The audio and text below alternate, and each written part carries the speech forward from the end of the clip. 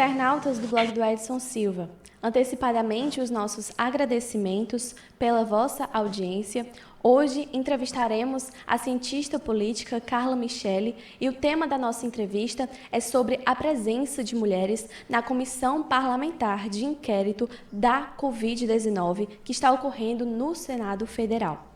Carla, primeiramente eu gostaria de agradecer pela sua presença aqui no blog do Edson Silva e eu gostaria de iniciar a nossa entrevista perguntando: como a senhora enxerga a composição feita pelas lideranças partidárias no início dessa comissão parlamentar de inquérito de não ter sugerido nenhum nome feminino para compor titularmente ou na suplência a comissão?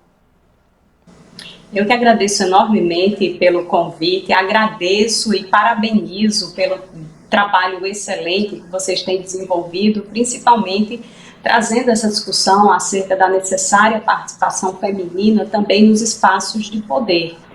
Em relação especificamente à CPI da Covid, o que nós temos é a formação de uma comissão que representa aquilo que é o parlamento brasileiro. Ele é majoritariamente masculino, então nós temos aí uma participação feminina que inegavelmente tem crescido, principalmente nas últimas campanhas, mas que ainda está muito aquém daquilo que seria necessário para que as mulheres tivessem uma representação correspondente àquilo que elas representam na sociedade brasileira.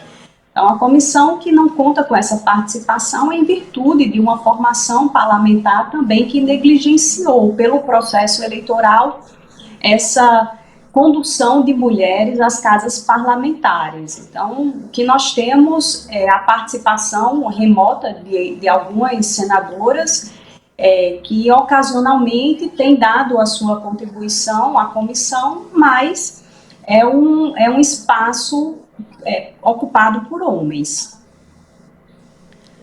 Carla, qual impacto trará a falta efetiva de mulheres na Comissão Parlamentar de Inquérito da pandemia, haja vista que as mulheres percebem as situações de outras formas, propõem projetos de lei, ideologias diferenciadas das que os homens implementam no parlamento?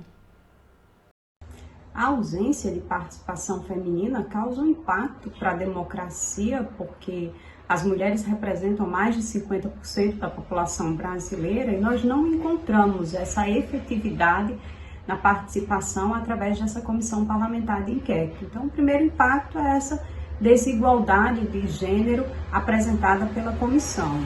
E, além disso, nós temos um impacto também em virtude de que os profissionais da área de saúde, em sua grande maioria, são mulheres. E as demandas que são próprias desses profissionais que estão no combate à pandemia, atuando na linha de frente, acabam também não encontrando correspondência nessa comissão. Muitos parlamentares, muitos senadores têm se utilizado aí de perguntas e questionamentos feitos através da internet, e uma participação mais efetiva da bancada feminina ajudaria também no sentido de que essas profissionais de saúde poderiam se utilizar desses instrumentos para ter também a garantia de que os seus questionamentos seriam também respondidos pelos depoentes que estão participando desses esclarecimentos dados à CPI em relação ao combate à pandemia. Carla, como que as mulheres brasileiras podem atuar reivindicando pela presença de mulheres na CPI da Covid e também em outros locais de poder?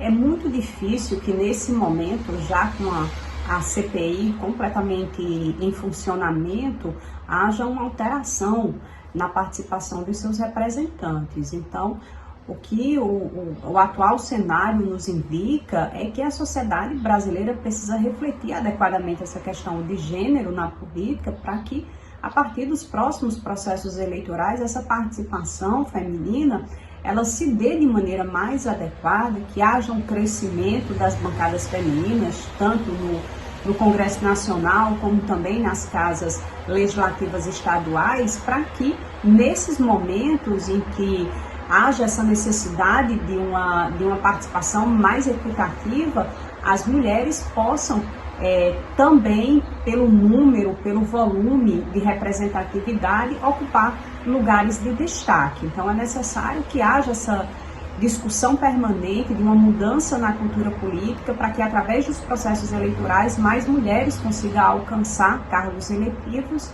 e, em decorrência aí dessa necessidade de uma participação em comissões parlamentares de inquérito, por exemplo, as mulheres possam também ocupar de maneira mais efetiva esses espaços de poder. Quais os próximos passos que a bancada feminina deve propor diante do acontecimento ocorrido no último dia 5 de maio, em que senadores contestaram a fala da bancada feminina durante o depoimento do ex-ministro da Saúde, Nelson Teich? Se percebe claramente na comissão a desqualificação da fala daquelas mulheres que representam a bancada feminina. Então, nós pudemos acompanhar, por exemplo, durante o depoimento do ex-ministro das Relações Exteriores, que houve uma clara desqualificação da participação feminina, né? O ex-ministro, inclusive, se envolveu no diálogo conflituoso com a senadora da República, a senadora Cátia Abreu, e quando isso foi questionado durante a sua participação enquanto depoente da CPI, a fala da senadora Simone Tebet, que foi no sentido de questionamento do posicionamento do ex-ministro de Relações Exteriores em relação à senadora Cátia Abreu, houve toda uma desconstrução, uma desqualificação da sua participação. Então, o que nós estamos acompanhando é que quando ocorre essa participação, ela acaba sendo desqualificada por aquilo que tem sido hegemônico, que é essa participação masculina.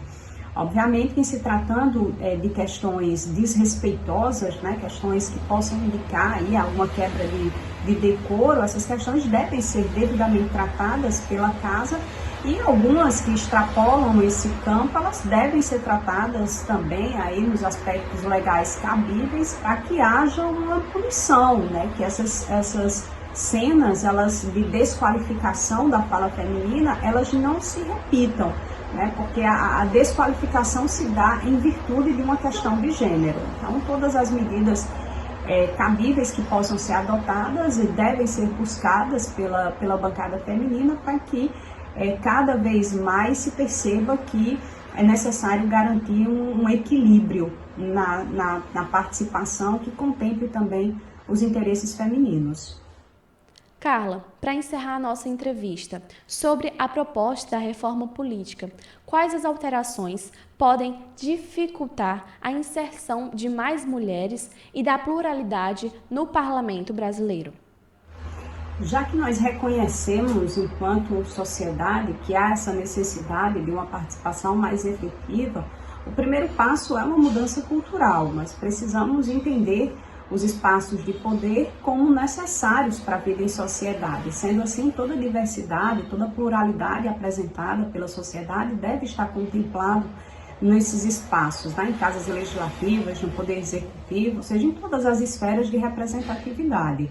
Mas o aspecto legal também é muito importante, né? A legislação que garanta essa participação mais equilibrada é fundamental. E aí nós temos já no Brasil a adoção de uma política, né, de participação mínima de candidaturas femininas, mas é necessário também que haja um rigor maior, um controle maior nos partidos políticos que recebem dinheiro público para a destinação correta desses recursos para os seus diversos candidatos. Então, que as mulheres tenham a possibilidade de participar de maneira mais efetiva também dos recursos provenientes do fundo de campanhas eleitorais, do fundo partidário, porque fazer campanha, obviamente, que envolve despesas, custos, e é necessário que haja esse suporte financeiro para que as mulheres possam participar de maneira mais equilibrada. Então, nós precisamos de uma mudança cultural, né, no sentido de que é necessário garantir essa participação como um reflexo de que a sociedade evolui no sentido da compreensão da diversidade, da pluralidade. Precisamos de uma mudança cultural, né, no sentido de que é necessário garantir essa participação como um reflexo de que a sociedade evolui no sentido da compreensão da diversidade, da pluralidade.